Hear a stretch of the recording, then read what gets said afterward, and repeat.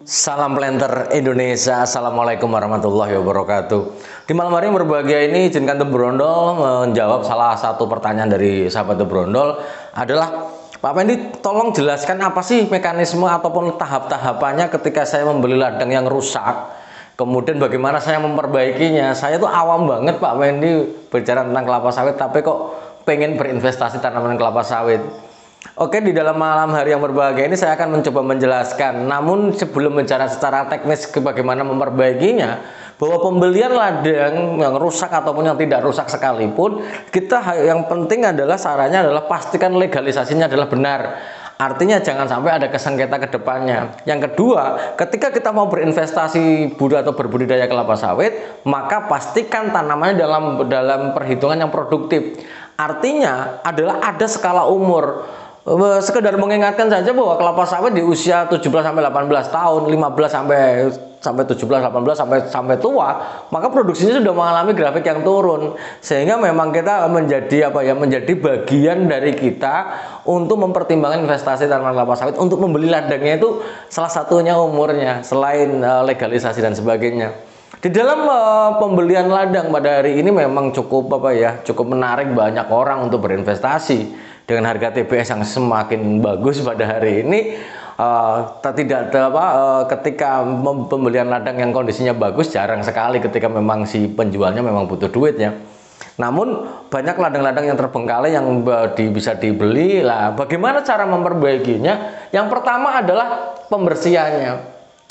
Bahwa yang dibersihkan adalah gawangan dan piringannya. Yang harus diingat bahwa langkah yang pertama tuh harus dibersihkan dulu. Bagaimana misalnya baik manual, kalau misalnya terlalu tinggi kita nggak mungkin langsung nyemprotnya, maka manual dulu.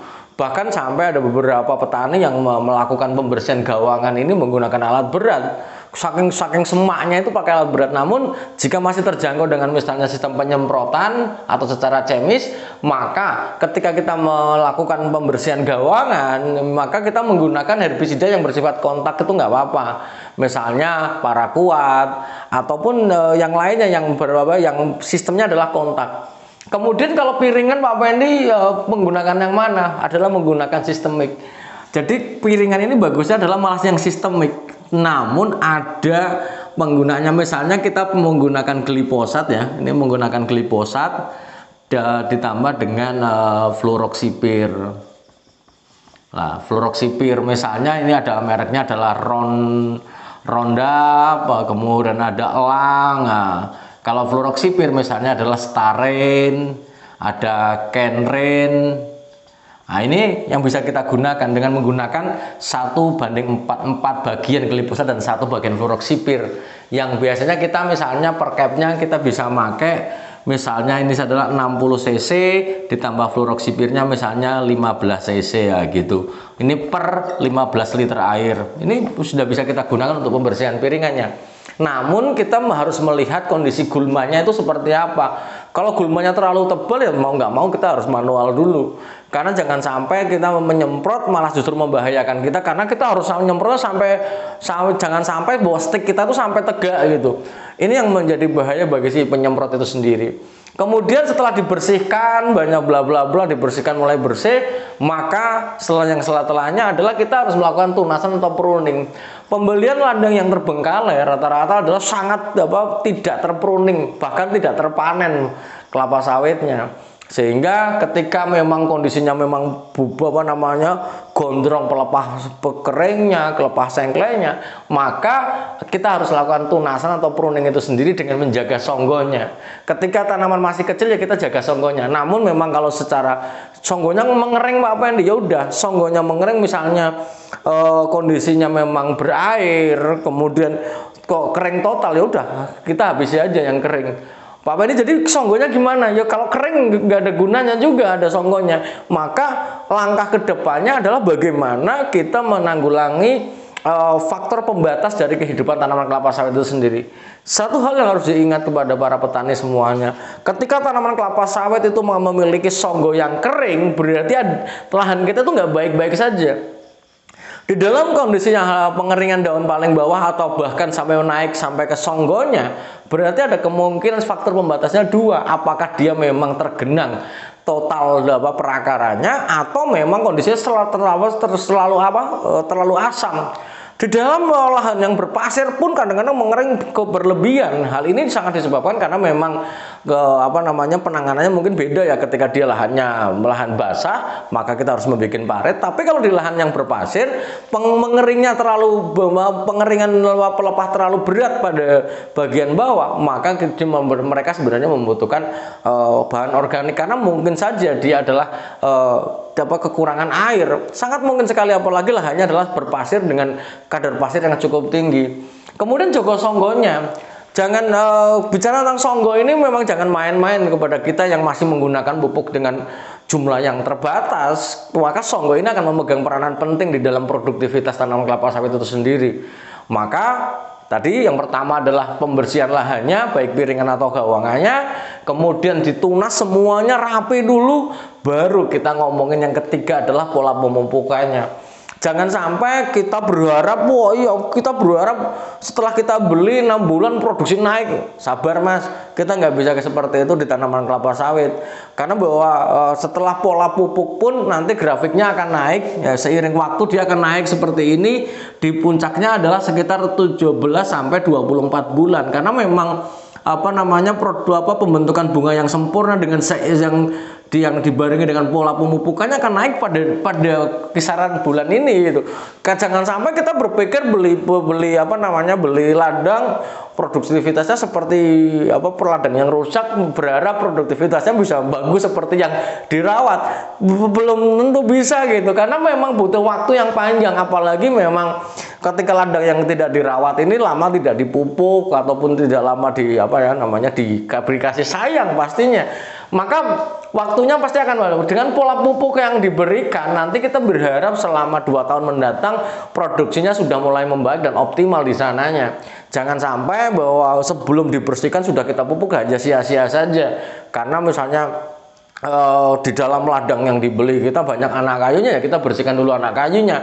Ingat bahwa anak kayu, apalagi anak kayu yang berbunga dan berbuah, maka serapan kaliumnya cukup besar, maka tidak boleh ada di ladang yang baru kita beli atau yang kita bersihkan. Kemudian di pola pemupukan ini kita harus melihat umurnya. Kelapa sawit yang kita beli itu umurnya berapa sih? Kalau seandainya para petani memang tidak tahu skala umurnya, maka kita bisa melihat tinggi tanamannya kira-kira berapa ya. Misalnya kita tebak saja 13 tahun misalnya. Biasanya kita tanya dulu sama si penjualnya. Kalau penjualnya nggak tahu, ya perkiraan saja dengan menggunakan ladangnya teman-teman yang ini tingginya berapa sih sebenarnya, tingginya segini tuh kira-kira berapa. Karena bahwa pola pemupukan erat hubungannya dengan umur. Sekali lagi, pemupukan itu erat hubungannya dengan umur dan kondisi tanamannya. Jangan sampai di dalam rehabilitasi umurnya kita menggunakan dosis yang umurnya masih muda, ya kurang pupuknya. Tapi kita lihat dulu tanamannya ini gimana kondisinya. Misalnya nih lahan yang kita beli ternyata lahannya memiliki faktor pembatas yang berat, misalnya tergenang cukup lama, kemudian ngelaras sampai bawah, maka ya jangan langsung dipupuk dengan kadar yang terlalu besar, itu jangan. Perlahan-lahan dulu sambil diperbaiki faktor pembatasnya, ya pupuk tetap semisalnya nih tergenang total, kemudian kita bikin paritnya setelah mengering, masuk dolomitnya dan sebagainya, bisa menggunakan dosis yang mungkin bisa direndahkan sambil menunggu perbaikan pada faktor pembatasnya. Kemudian pilihan pupuknya, Pak Pendi apakah bisa menggunakan pupuk tunggal atau pupuk majemuk? Maka pilihannya adalah boleh-boleh saja keduanya. Apakah mau pakai pupuk tunggal urea, TSP atau rock fosfat atau SP36, KCL kemudian pakai dolomit, monggo saja. Atau pilihan pupuknya adalah menggunakan NPK. NPK ya kembali lagi pilihannya. Masih banyak orang yang gagal paham menggunakan NPK untuk tanaman kelapa sawit ini. Ketika lahan yang kita beli adalah sudah panen, maka pilihannya adalah pada misalnya ini tanaman menghasilkan dan tanaman belum menghasilkan, maka di tanaman menghasilkan adalah 13, 8, 27, 4. Sementara kalau TBM adalah 12, 12, 17, 2 ini penggunaannya jenis NPK yang harus kita gunakan. Maka jangan salah gagal paham. Atau misalnya TBM, misalnya TM boleh nggak pakai papan 17%, maka kaliumnya relatif kurang sehingga memang nanti pembentukannya buah akan sedikit tidak optimal. Sementara kita harus menggunakan yang 27% seperti itu. Kemudian selain NPK ini juga harus ada tambahannya magnesium dalam bentuk dolomit. Maka yang tunggal ya pakai ada dolomit di dalamnya, yang pakai NPK juga ada dolomitnya. Ini adalah kunci di dalam pemupukannya. Lah, yang baru, yang selanjutnya adalah urutannya. Penggunaan pupuk majemuk ya, penggunaan pupuk majemuk ini mungkin lebih gampang karena misalnya NPK plus dolomit. Oke, kita tinggal timbang aja NPK-nya berapa, misalnya 6 kg yang dibagi 3 kali setahun 2 kiloan, nah bisa saja. Dolomitnya berapa, misalnya 2 kg bisa. Nah, tapi kalau di dalam urutan, di dalam pupuk tunggal, bagaimana kita bisa mengefisiensi di dalam penggunaan pupuknya adalah urutannya adalah gini. Kalau ada organik, masukkan organik ini. Tapi pastikan lahannya adalah yang kita beli bukan gambut. Kalau gambut nggak usah pakai organik. Misalnya kita mineral ada pakai organik, misalnya kemudian ada kita pakai dolomit. Urutannya ini ada RP atau TSP atau SP36. Kemudian baru masuk urea, baru KCl. Kalau ada misalnya tinggi, misalnya mau kita pakai boron ya silakan saja, nggak ada masalah. Untuk membantu penyerbukan keberhasilan kesempurnaan dari penyerbukan di tanaman kelapa sawit kita, supaya TBS-nya mentes-mentes ya kita harus pakai boron yang cukup walaupun hanya 50-100 gram saja. Yang penting adalah urutannya ini. Papa, ini kenapa harus urut sih gitu? Para petani semuanya, urutan ini selain tidak lain adalah bagaimana kita mengefisiensi penyerapan unsur hara itu sendiri. Jika memang mau TRP dulu ya nggak apa-apa. Namun ketika tidak urut itu menjadi masalah, karena ketika dolomit ketemu sama urea selanya seminggu ya kalah ureanya, banyak akan terjadi penguapan amoniak. Dolomit ketemu KCl terlalu dekat juga akan menjadi masalah. Karena apa? Karena magnesium sama kalium adalah antagonistik, sehingga memang perlu ada urutan ini sebenarnya. Mungkin itu aja dulu yang dapat saya sampaikan pada kesempatan kali ini. Pada prinsipnya, ketika mas-mas atau para petani semua masih awam di dalam budidaya kelapa sawit dan mau berinvestasi, maka langkahnya yang pertama pembersihan dulu. Kemudian yang kedua adalah ditunas dulu, bersih dan disesuaikan dengan songgonya. Dan yang ketiga baru kita memikirkan pola pemupukannya. Dan ketika membeli ladang dalam kondisi yang rusak, maka kita tidak hanya bisa beli ladang doang kemudian nggak dirawat juga nggak bisa. Maka di dalam pembelian ladang kita mau berinvestasi, ladang yang dibeli plus dengan modal yang harus disisakan untuk perawatan ini, karena perawatan pemupukan saja luar biasa, setahun bisa 6 juta 7 juta per hektarnya kalau seandainya kita mengikuti pola pemupukan yang sesuai. Dan baliknya tidak sewow kita ladang yang terpelihara itu tidak bisa seperti itu. Mungkin itu aja dulu yang dapat saya sampaikan. Semoga Allah memberikan kesehatan dan kebahagiaan tanpa syarat bagi kita semuanya dan melancarkan jalan rezeki yang halal bagi kita. Terima kasih. Salam Planter Indonesia. Assalamualaikum warahmatullahi wabarakatuh.